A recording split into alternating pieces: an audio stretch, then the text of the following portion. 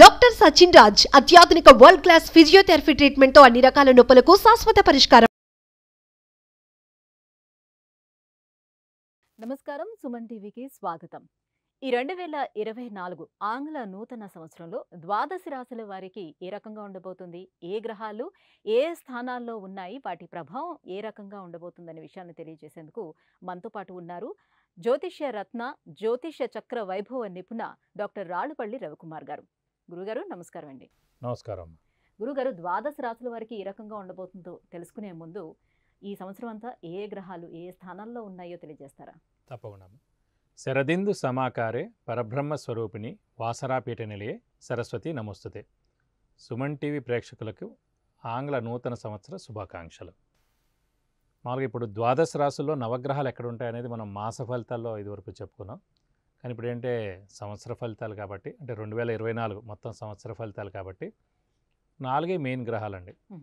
So ముఖ్యంగా ప్రేక్షకులు మీరు కూడా గుర్తుపెట్టుకోండి, చంద్రుడు ప్రతిరోజు ఒక నక్షత్రం మారుతూ ఉంటాడు. అలాగే బుధుడు 20 రోజులకు ఒకసారి రాశి మారుతూ ఉంటాడు. శుక్రుడు కూడా 20 నుంచి 30 రోజుల లోపల రాశి మారుతాడు. అలాగే రవి ప్రతి నెల ఒక రాశి నుంచి ఇంకో రాశిలోకి మారుతారు. అలాగే కుజుడు 45 రోజులకు ఒక రాశి నుంచి ఇంకో రాశి మారుతాడు. కాబట్టి ఇవన్నీ అంత ఇంపాక్ట్ ఉండవండి ఈ మిగతావి. కానీ ముఖ్యంగా మెయిన్ మటుకు గురువు సంవత్సరానికి ఒక రాశి నుంచి ఇంకో రాశికి మారుతారు. అలాగే శని 2.5 సంవత్సరాలకు ఒక రాశి నుంచి ఇంకో రాశిలోకి మారుతారు.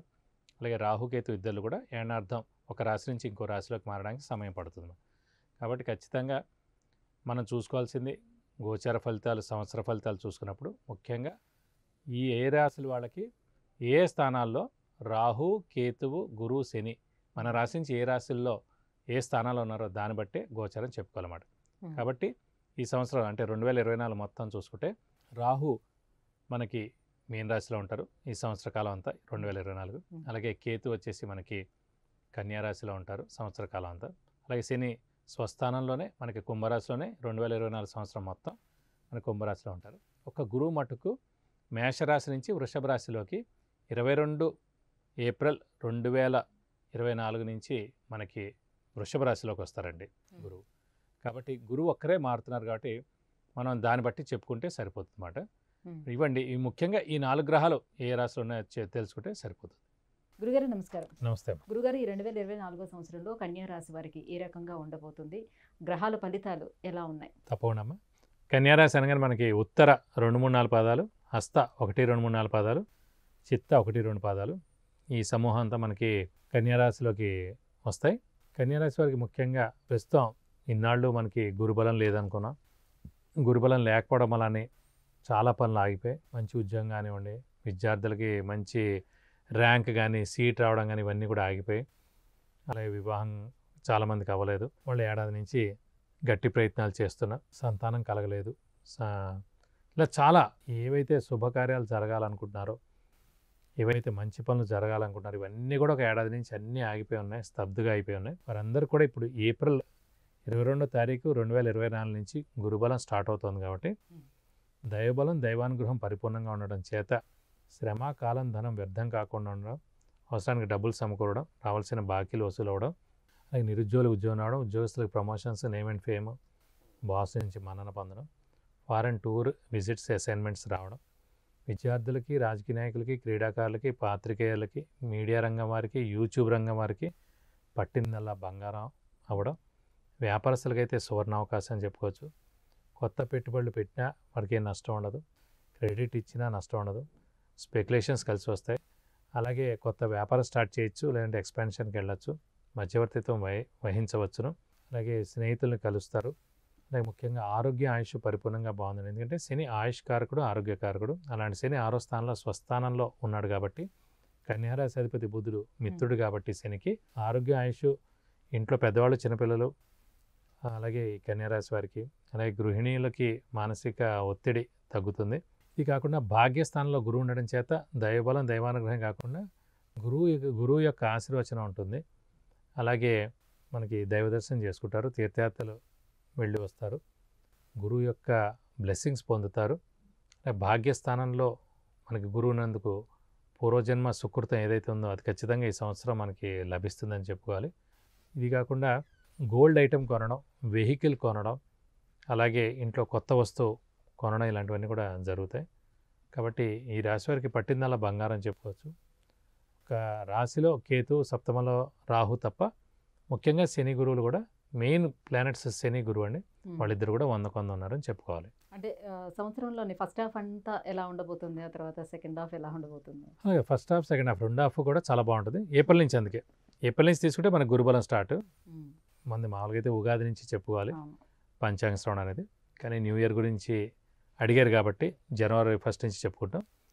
ఎనీహో ఏప్రిల్ 22వ తారీఖు వస్తే కనుక మనకి గురుబలం స్టార్ట్ అవుతుంది. కానీ అది ఏడాది పాటు ఉంటుంది కాబట్టి 2025 ఏప్రిల్ దాకా గురుబలం ఉంటుంది కాబట్టి 2025 దాకా చాలా బాగుంటుంది చెప్పుకోవచ్చు. ఇంకా ఈ ఏడాది అని చెప్పుకోవచ్చు. ఇంకా 3 నెలలు అనేది త్వరగానే అయిపోతుంది కాబట్టి సో చాలా బాగుంటుందని చెప్పుకోవాలి కన్యా రాశి వారికి. ఒక 80% బాగుంటుంది. అయితే వివాహ ప్రయత్నాలు కూడా ఫలించే అవకాశాలు ఉంటాయి ఖచ్చితంగా. ఎందుకంటే ఏ రాశి అయినా సరే మన రాశి నుంచి 2, 5, 7, 9, 11 స్థానాలు, ఈ 5 స్థానాల్లో గురువు ప్రవేశించినప్పుడు శుభకార్యాలు అన్నీ జరుగుతాయి. ముఖ్యంగా నిరుద్యోగులు ఉన్నారనుకోండి, వారికి ఉద్యోగం రావడం, ఉద్యోగస్తులు ఉన్నారనుకోండి ప్రమోషన్ రావడం, ఎవరైనా ఫారెన్కి వెళ్ళాలనుకుంటే కనుక ఉద్యోగరీత్యా, చదువురీత్యా వెళ్ళడం, అలాగే ప్రమోషన్స్ రావడం, అలాగే వివాహం కాని వారికి వివాహం అవడం, సంతానం లేని వారికి సంతానం కలగడం, అన్ని శుభకార్యాలు, ఏ శుభకార్యాలు జరగాలన్నా కూడా గురుబలం ఉన్నప్పుడే ఆ సంవత్సర కాలంలో జరుగుతాయి. అది 12 సంవత్సరాలకి 5 సంవత్సరాలు. అంటే మన రాశి నుంచి 2వ స్థానం, మన రాశి నుంచి 5వ స్థానం, మన రాశి నుంచి 7వ స్థానం, మన రాశి నుంచి 9వ స్థానం, మన రాశి నుంచి లాభస్థానం 11వ స్థానంలో గురువు ప్రవేశించినప్పుడు ఆ సంవత్సర కాలంలో ఇలా ఎవరికి ఏం కావాలంటే అవి. చిన్నపిల్ల అనుకోండి, వాడికి మంచి సీట్ రావడం, అయితే వాడు గ్రాడ్యుయేషన్ అవ్వడం, ఒక వయసు వచ్చిన వాడికి ఉద్యోగం అవడం, ప్రమోషన్ అవడం, ఇంకొంచెం పెద్ద వయసు వాడికి వివాహం అవడం, ఇంకొంచెం పెద్దవాడికి సంతానం, అలాగే గృహం, వాహనం, అలాగే సంతానం, అలాగే ఫారెన్, ఇలా అనమాట. వయసు బట్టి మనకి ఆ గురుబలంతో మనకు పనులన్నీ అవుతుంటాయని చెప్పుకోవాలి. మానసిక శారీరక ఆరోగ్యాలు ఏ రకంగా ఉంటాయి? ముఖ్యంగా ఇవన్నీ మిగతావన్నీ బాగున్నా కూడా మన రాశిలో కేతు ఉన్నాడు కన్యా రాశిలో. సో రాశిలో కేతు ఉన్నప్పుడు ఏంటంటే గ్రహణ సమయం అనుకోవాలన్నమాట. ఇది ఒక ఏడార్థం పీరియడ్, నవంబర్ 1 నుంచే స్టార్ట్ అయింది కాబట్టి కొంచెం మనం ఎంత మంచి వాళ్ళైనా, ఎంత ఉపకారస్తులైనా, ఎంత దైవభీతి ఉన్నా, ఏం చెడ్డ పనులు చేయకపోయినా, ఎలాంటి వాడైనా సరే అపవాదులు పడేందుకు అవకాశం ఉంది. అయితే మనం మంచి చేస్తున్నా కూడా చెడు చేస్తున్నట్టు, చెడ్డవాడు అన్నట్టుగా బయట ప్రపంచానికి తెలుస్తూ ఉంటుంది, అనుకుంటూ ఉంటారు వాళ్ళు. ప్లస్ ఇదివరకు బాగానే ఉండేవాడు ఇప్పుడు ఇలా తయారాడు, ఎప్పటి నుంచో ఇలాగే ఉన్నాడు కానీ ఇప్పుడు ఇలా నటిస్తున్నాడు, ఏమిటేమిటో వర్డ్స్ అని వింటుంటాం. అదంతా కూడా మన చంద్రుడు ఎక్కడైతే ఉన్నాడో అక్కడ కేతు ఉన్నాడు కాబట్టి మన గ్రహణ సమయంలో చూడండి, సూర్యుడు ఉన్న ప్లేస్ని రాహు కానీ కేతు కానీ ఇది చేసినప్పుడు గ్రహణ సమయంలో మనకి సూర్యుడు కూడా కనిపించాడు, అంత పెద్ద సూర్యుడు కూడా. అలా అని చెప్పి ఆ గ్రహణం వెళ్ళిపోయిన తర్వాత మళ్ళీ కనిపిస్తాడు. అలాగే ఏంటంటే ఈ ఏడార్థం పీరియడ్ అలాగే మన గురించి అవతల వాళ్ళు చెప్పుకుంటూ ఉంటారు. ఈ ఏడార్థం అయిన తర్వాత మనం బయటపడతాం. కానీ ఈ కేతు మీద మనకి గురువు యొక్క దృష్టి పంచమ దృష్టి ఉంటుంది కాబట్టి అంత ఇంపాక్ట్ ఉండదు.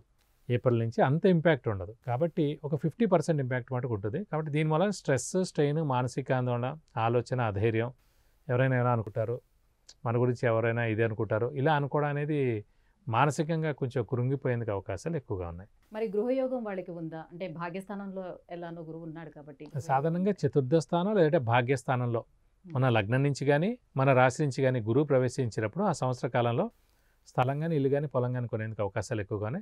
సో ఇది సరైన సమయం అండి. ఏప్రిల్ 22వ తారీఖు తర్వాత 2024 నుంచి ఖచ్చితంగా ఈ ఏడాది మీరు గృహయోగం ఉంది, ఖచ్చితంగా ఇల్లు కొంటారు. కొంచెం మానవ ప్రయత్నం మీరు చేసుకోండి. ఈ 3 నెలల లోపల ఈ లోపల మీరు బ్యాంక్ లోన్ అవనివ్వండి, ఏదైనా అడిగేది కానివ్వండి, ఏదైనా చిన్న స్థలం అమ్మితే మంచి రేట్ రావడం, అవన్నీ కూడా ఇప్పుడే అండి. అలాగే అసలు స్థలం లేని వాళ్ళు స్థలం కొంటారు, స్థలం ఉన్నవాళ్ళు ఇల్లు కడతారు, ఇల్లు ఉన్నవాళ్ళు ఇంకో 5 ఫ్లోర్ వేస్తారు, 2 ఉన్నవాడు పొలం కొంటాడు, ఏదో ఒకటి గృహం రిలేటెడ్. అలాగే ఎప్పటి నుంచో మంచి రేట్ రావట్లే అని చెప్పి ఒక స్థలం కానీ, ఇల్లు కానీ, పొలం కానీ కూడా అమ్మకుండా ఉన్న వాళ్ళు ఉంటారు. వాళ్ళకి ఇది సరైన సమయం అండి. ఇదే సమయంలో వాళ్ళు అమ్మినా కూడా చాలా మీరు అనుకున్న రేట్ వస్తుంది. ఆ రేట్తో మీరు ఇంకేమైనా కూడా కొనేందుకు అవకాశాలు ఎక్కువగా ఉన్నాయి. మరి ఎటువంటి పరిహారాలను పాటించుకుంటే మరింత యోగ్యదాయకంగా ఉంటుంది? ఇప్పుడు రాశిలో కేతు ఉన్నాడు కాబట్టి వినాయకుడిని ఎక్కువగా పూజించాలండి. వీలైతే ప్రతి బుధవారం వినాయకుడి టెంపుల్కి వెళ్ళడం, 41 ప్రదక్షిణాలు చేయడం, అలాగే రోజు వినాయకుడు అష్టోత్తరం చదువుకుంటే చాలా మంచిది. అలాగే ఇంకా వీలైతే ఇంకా స్ట్రెస్, స్ట్రెయిన్, మానసిక ఆందోళన, కొంచెం చిన్న చిన్న అనారోగ్యాలు చేస్తే కనుక కేతు అనే గ్రహానికి 7,000 సార్లు జపం చేయించి ఉలవలు కేజీంపో దానం ఇస్తే కనుక దోషం మొత్తం తొలగిపోతుంది. గురుగారు, కన్యా రాశి వారికి ఈ 2024 సంవత్సరం అంతా ఏ రకంగా ఉండబోతుంది, ఎటువంటి పరిహారాలు పాటించాలని విషయాలు తెలియజేసినందుకు ధన్యవాదాలు. నమస్కారం. విద్య, ఉద్యోగం, వ్యాపారం, విదేశీయానం, వాహనం, వివాహం, సంతానం, ఆరోగ్యం, ఐశ్వర్యం వీటికి సంబంధించి ఏ విషయాలు తెలుసుకోవాలన్నా కింద స్క్రోల్ అవుతున్నటువంటి నెంబర్కి వాట్సాప్ చేసి గురుగారు అపాయింట్మెంట్ పొందొచ్చు.